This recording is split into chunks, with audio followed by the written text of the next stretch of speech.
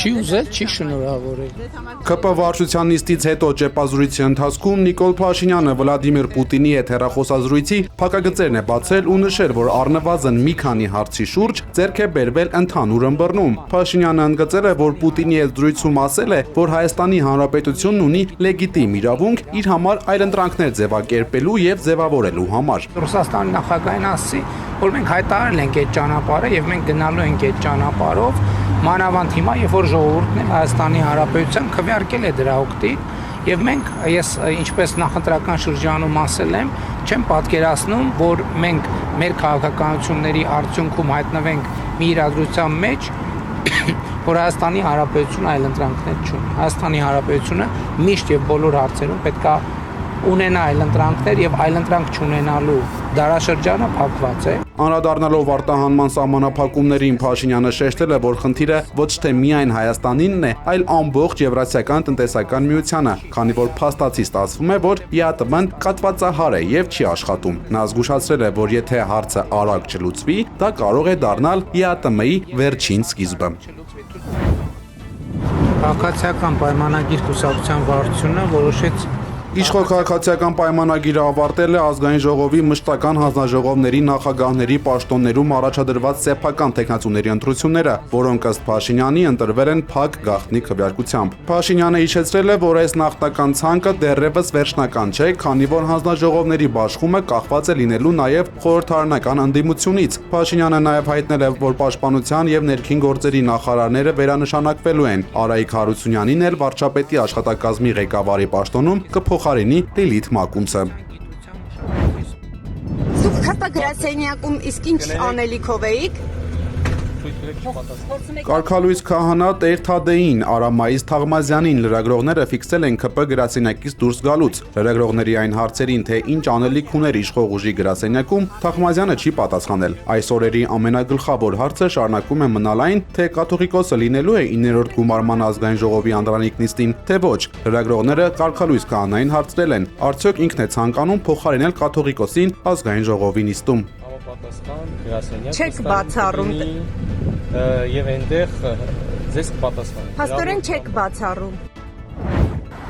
Եվ 400 կիլովոլտ գծի Տարածքային կառավարման եւ ենթակառուցվածքների նախարար Դավիթ Խուդատյանը անդրադարձել է Իրանից գազի մատակարարումների ավելացման հնարավորություններին եւ գազ էլեկտրաէներգիայի դիմաց ծրագրի ընդլայնմանը։ Նախարարի խոսքով Իրան կատարած այցի ընթացքում ֆիքսվել է, որ Իրանն ունի ավել էլեկտրաէներգիայի, իսկ Հայաստանը բնական գազի կարիք։ Պատասխանելով այն հարցին, թե արդյոք իրանական գազի ավելացումը ռուսական գազին փոխարինող կամ այլընտրանքային ուղի է որոնվում, մասնավորապես գազի հնարավոր թանկացման ֆոնին, Խուդատյանը հերքել է մտահոգությունները, պարզաբանելով, որ դա սովորական աշխատանքային պրոցես է։ Մտահոգություն չկա,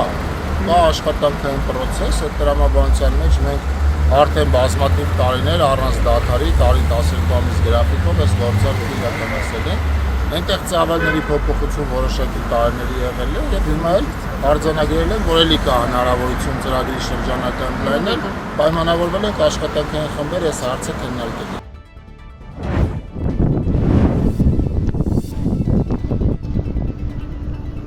Արդեն երկրորդ օրն է օկուպացված Արցախի Ակնայի Աղդամի շրջանում հրդեհ է։ Ըստ ադրբեջանական ԶԼՄ-ների կրակը հիմնականում ընդգրկում է շրջանի մի շարք յուղերի ականապատված դաշտերը։ Լրատվամիջոցների փոխանցմամբ պարբերաբար պայթյունի ձայներ են լսվում։ ԱՄՆ-ն հարվածել է Իրանի արևմտյան Ադրբեջան նահանգին, արկի ընկնելու տեղում բնակելի շենքեր եւ այլ կառույցներ չեն եղել։ Սոհերի մասին դեռևս տեղեկություն չկա։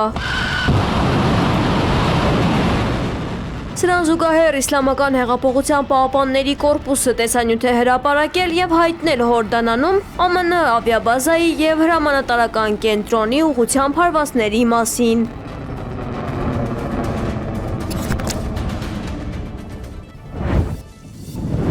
առաջիկա շաբաթներին ակնկալում է ստանալ չինական արտադրության շարժական հակաօդային պաշտպանության համակարգերի առաջին խմբականակը, հայտնել է Reuters-ը։ 60-ից 70 միլիոն դոլար ընդհանուր արժողությամբ այս գործարքը Թեհրանի ամենախոշոր փորձերից մեկն է ամրապնդելու իր կարճ հեռահարության հակաօդային պաշտպանությունը ԱՄՆ-ի և Իսրայելի հետ հակամարտության սկսվելուց ի վեր։ Պայմանագրի համաձայն Իրանը ձեռք է բերելու 300-ից 400 շարժական հոպ համակարգ։ Սպառազինության առաջին խմբականակները օդային ճանապարհով կփոխադրվեն Չինաստանից և Պակիստանի տարածքով կտարանցվեն Իրան։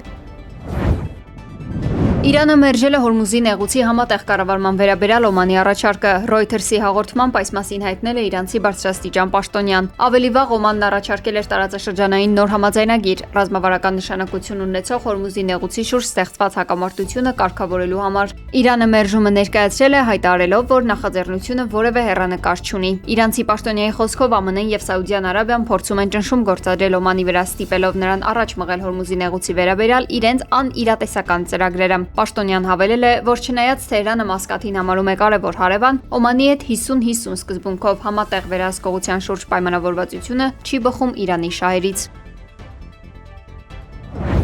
Իրանի արտգործնախարար Աբբաս Արաղչին հայտարարել է, որ Ուկրաինայի արտգործնախարարը իրեն հավաստիացրել է, թե ուկրաինական զինված ուժերի իրանական նավին հասցված հարվածը եղել է ոչ միտումնավոր, և Կիևը չի ձգտում իրավիճակի սրմանը։ Միջադեպը տեղի էր ունեցել ռազմական գործողությունների շրջանակում, և ուկրաինական անօդաչու սարքերի և հրթիռային հարվածի թիրախում եղել են հակառակորդի լոգիստիկ ենթակառուցվածքները։ Իրանական բեռնատար նավի վնասումից հետո Թեհրանը խիստ մտահոգություն է հայտնել միջազգային ջրերում և նավահանգիստներում առևտրային նավագնացության անվտանգության վերաբերյալ։ Ուկրաինական կողմը պարզաբանելով իրավիճակը հավաստիացրել է, որ իրանական նավը թիրախավորելու դիտավորություն չի եղել, ինչից հետո երկու երկրների դիվանագիտական գերատեսչությունները քննարկել են նմանատիպ միջադեպերից հետագայում խուսափելու մեխանիզմները։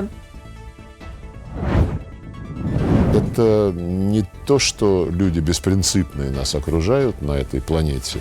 но это жизнь. Ռուսաստանի իշխանությունները կարծում են, որ Արևմուտքը նպատակ ունի իրենց երկրում ներքին խռովություններ հրահրել, հայտարարել է Ռուսաստանի արտգործնախարար Սերգեյ Լավրովը։ Դիվանագետի խոսքով ուկրաինական կողմը անընդհատ նահանջելով Դոնբասում և ճակատի այլ ուղղություններում ապօրինի կամ ահաբեկչական գործողություններ է դիմում, փորձելով ռազմաճակատում փոխել իրավիճակը։ Լավրովը նշել է, որ արևմտյան երկրները ակտիվորեն աջակցում են հակառուսական գործունեություն ծավալող ռելոկանտներին և նպատակ ունեն խարխլելու երկրի ներքին քանի որ վախենում են արդար մրցակցությունից։ Ուկրաինայի պաշտպանության նախարարի պաշտոնակատար Եվգենի Խմարան հայտարարել է, որ ցանկանում է պատերազմը ավարտել առաջիկա 14 տարում։ Ամերիկացի բլոգեր Լորա Լումերին տված հարցազրույցում նա նշել է, որ ցանկանում է ավարտել պատերազմը նախքան իր որդիների զորակոչային տարիքի հասնելը։ Խմարան ունի 2 որդի՝ 9 և 11 տարեկան։ Ռուսաստանի Տվերի մարզում հրդեհի հետևանքով գրեթե ամբողջությամբ այրվել է նկարահանումների համար կառուցված մի ամբողջ արհեստական քաղաք։ Ուկրաինական հարվածների ֆոնին լիազանում այրվել է Վալբերիզի հերթական պահեստը։ Ռուսաստանում պահեստային համալիրների վրա ՀԹՍ-ների մասշտաբային հարձակումներից հետո ընկերությունը սկսել է ազատ տարածքներ փնտրել Ղազախստանում։ Կոմերսանտի տվյալով ընկերությունը պատրաստ է վերցնել հասանելի բոլոր պահեստները։ Ալմաթիում ու Աստանայում այժմ ընթանում է նոր լոգիստիկ կենտրոնի կառուցում։ Վալբերիզն արդեն 40 միլիոն ռուբլի փոխհատուցում է վճարել։ Պետդումայում առաջարկել են վարկային արձակուրդ տրամադրել ապրանք կորցրած վաճառողներին։